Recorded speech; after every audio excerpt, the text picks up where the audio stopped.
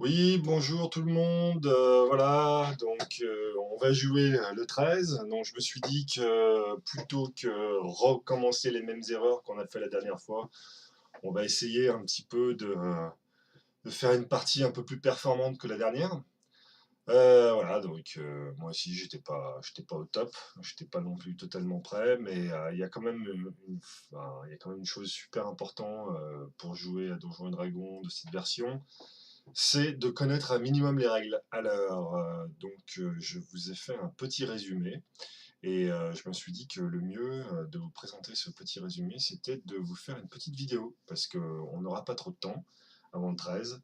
La semaine avant le 13, moi, je suis pris.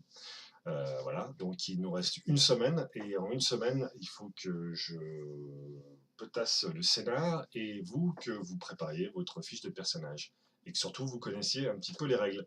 Voilà, donc les règles ont changé depuis quand on était jeune. Voilà, donc on va faire un petit point ensemble. Alors, il y a des rôles en combat.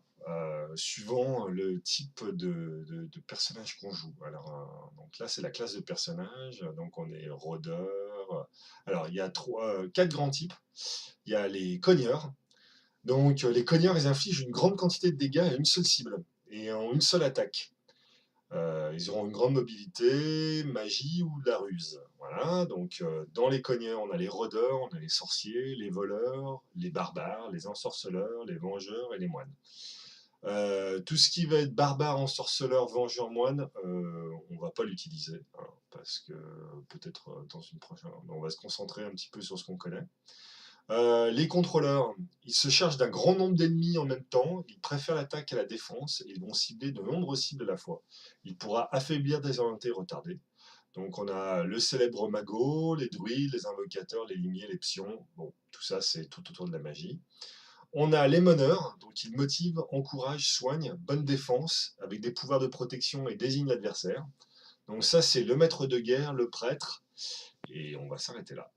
Ensuite, il y a les protecteurs. Ils ont les plus hautes défenses du jeu, combinés à de bons scores d'attaque au corps à corps. Ils sont en première ligne. Donc on a bien sûr les guerriers et les paladins. Donc pour avoir un groupe, parce qu'il faut qu'on fonde un groupe, et que vraiment ce qui est super important pour réussir dans votre partie, c'est de jouer en groupe et pas de jouer individuellement. Ensuite, le maître du donjon n'est pas votre ennemi. Je ne suis pas là pour vous piéger, je suis là pour raconter une histoire et je raconte l'histoire le plus neutre possible. C'est d'ailleurs pas moi qui ai fait l'histoire puisque je vais prendre une histoire déjà faite, je l'adapte. Ensuite, c'est vous qui intervenez et c'est moi qui m'adapte par rapport à vos interventions. Mais je ne suis pas là pour vous piéger. Par contre, pour avoir un groupe équilibré, il va falloir, vous êtes trois, mais il va falloir quatre joueurs, et donc il va falloir prendre un cogneur, un contrôleur, un meneur et un protecteur.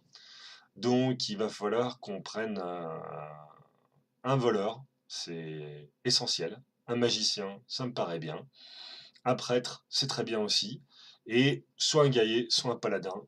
Peut-être une préférence pour un paladin, mais un guerrier, c'est très bien. Voilà, donc il va falloir choisir parmi ces quatre.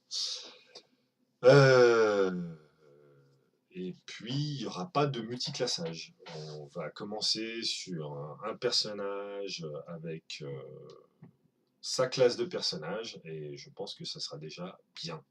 Voilà. Euh, je vais m'arrêter là, et ensuite, je vais faire d'autres petites vidéos sur